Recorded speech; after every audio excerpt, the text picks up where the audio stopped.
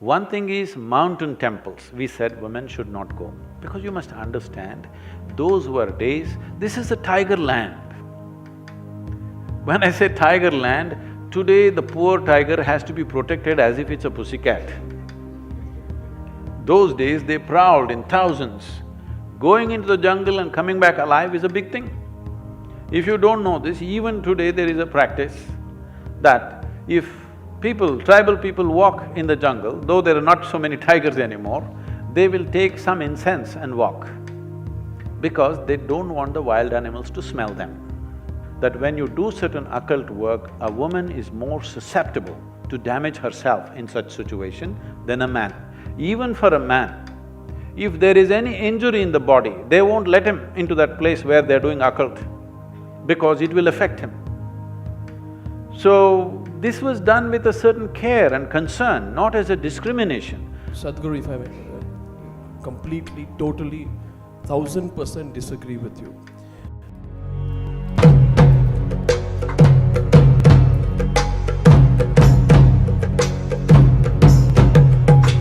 Observation, Sadhguru, which is a comment. Probably you haven't seen Oh My God. You need to have a look at that. Because to get all the spiritual gurus in India under one platform never happens. It only happens when you scare, and since you're using the word screwed up, I'll use the word when you scare the shit out of them. But coming to the serious part of it, I consider you, and I want to give a disclaimer. I really don't. I have a spiritual sense within me, but I don't really follow any spiritual guru. And therefore, when I actually went through internet and heard a few of your interviews in conversation, I found in you a very logical person, a person who is practical, a person who is scientific in his answers, and therefore, there was a connect. But there were two things which actually broke that connect, and there's a disconnect, and I hope you can mend that today. Which is, when you talked about, and maybe I got it wrong, so therefore, if you could just kindly explain what you meant by that. That certain women don't need to enter certain temples.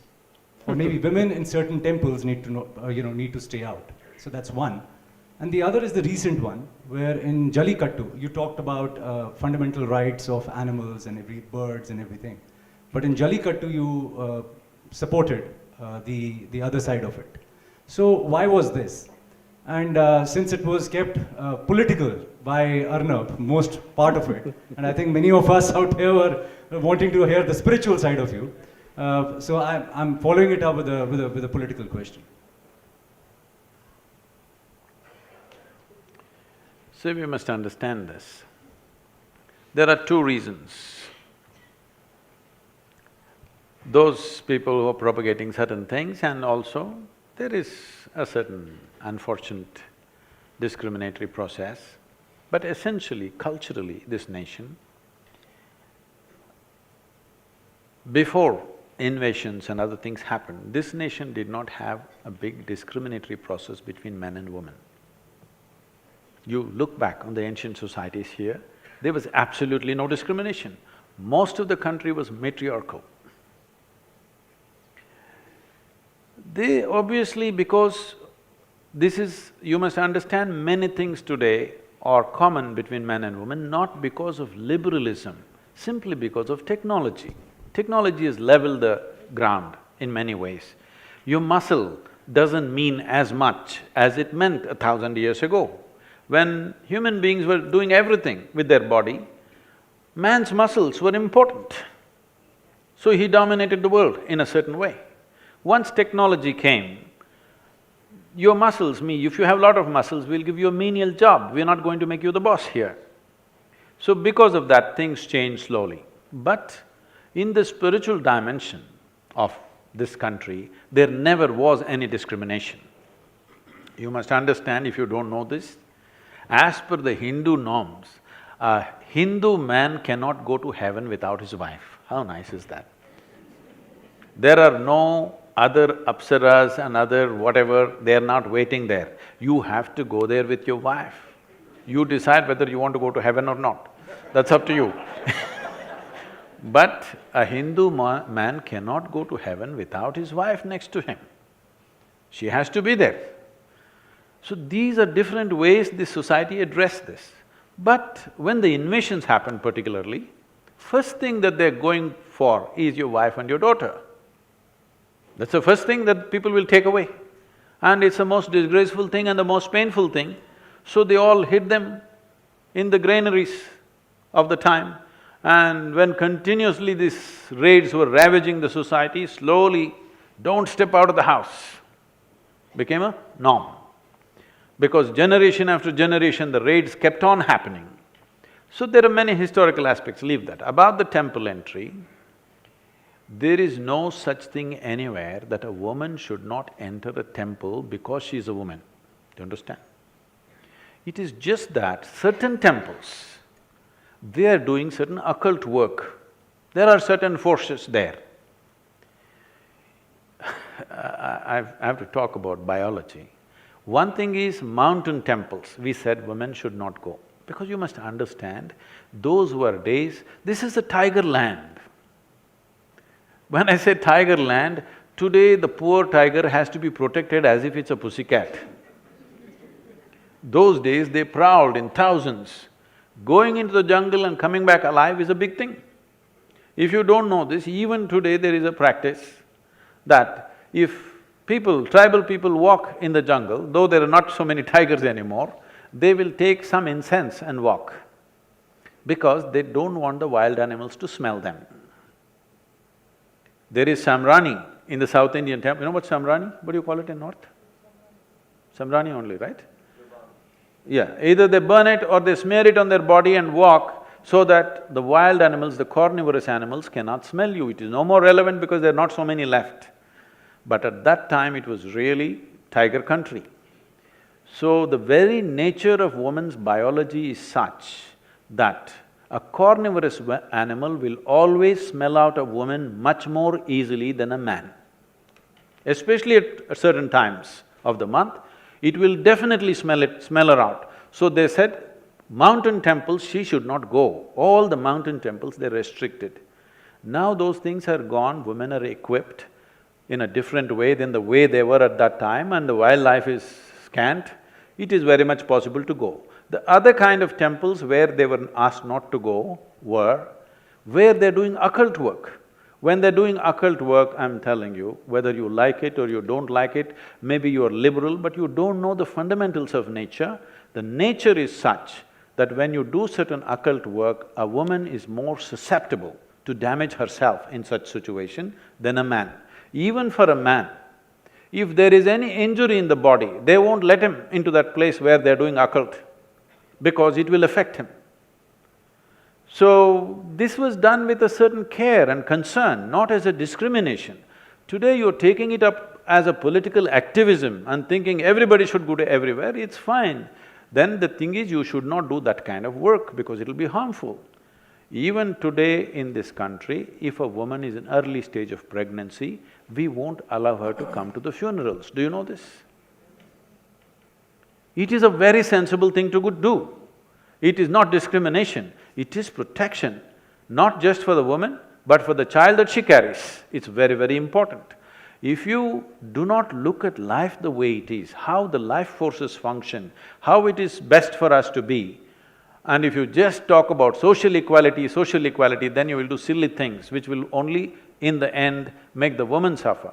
But now it's become political activism, probably those temples are not doing any occult of any great strength, so maybe it doesn't matter, that's a different matter. But if you're talking politics, if you're talking about equality, there are only two places where you should be even concerned whether somebody is a man or a woman. What is in somebody's pants is not your business. Only in bedrooms and bathrooms you must be concerned about these things. Sadhguru, if I may, completely, totally, 1000% disagree with you. I have… in this country, the problem has been that a lot of people take upon themselves the responsibility of protecting women. Let me give you my perspective, Sadhguru. You see, in this country of ours, at one point of time, it was also told that sati is tradition. So we must… Shall I clear that? Now you raise something, shall I clear that? Let me complete the one. The second point is, there are no tigers who are going to eat women when they go to Shani Shignapur or Sabrimala. By your own argument, there was a rationale, you say, for not letting women, a logical rationale for not letting women into temples earlier. That rationale doesn't exist today. It doesn't, that's what I'm saying. So then change the rules, which have been created. I'm saying just that, where it comes from and where when situations change, we have to change the norms accordingly, that's what I'm saying. Sadhguru, And anyway… No, Sadhguru, see, look at how unfair this is. In this country, there are women who can be divorced on WhatsApp with triple talaq, on WhatsApp. That's another matter. No, it's the same matter. In this country, you must understand the sensibilities of people today. They are going to question what is injustice. Definitely. A woman is being kept out of a temple because she is told that she is impure. By the definition of what is pure and impure, if it doesn't apply in today's context, then we need to give voice to that. All I'm saying to you, Sadhguru, is another point of polite disagreement with you, and we will never agree on this point. We'll come to the agreement, disagreement. Is that things have changed. I know this personally, Sadhguru. I have some understanding of the pulse of this country. We did a campaign called the Right to Pray. I wish, Sadhguru, you were there with me when phone lines were opened, when people, men, women, children from all over the country called up and said, what happens in Shani Shignapur, Haji Ali or Sabrimala is unfair. That is a perspective which must be understood. That's all I'd say. Please, if you… But we'd the go thing into is, I another know you are in a certain profession where you only ask questions, but you must listen to what I'm saying. No, Sadhguru, let me tell you one thing. Let me finish. You asked a question, right? No, Sadhguru, let me tell you one thing.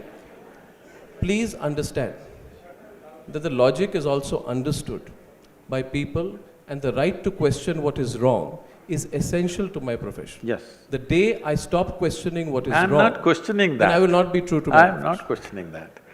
But I'm telling you, please, because what is simple, basic logic and in how many ways life happens are two different things.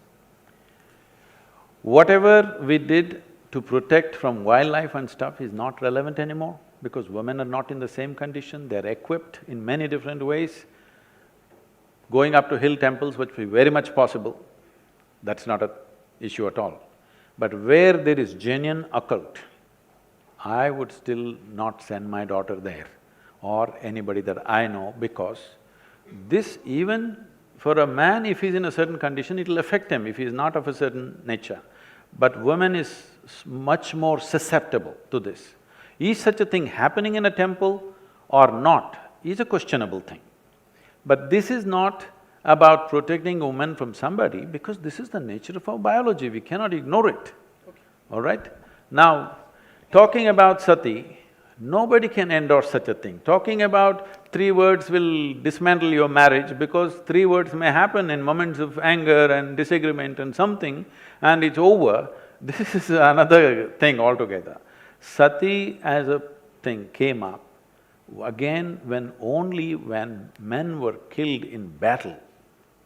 When men were killed in battle, when other people entered the towns, what happened to the women was worse than death.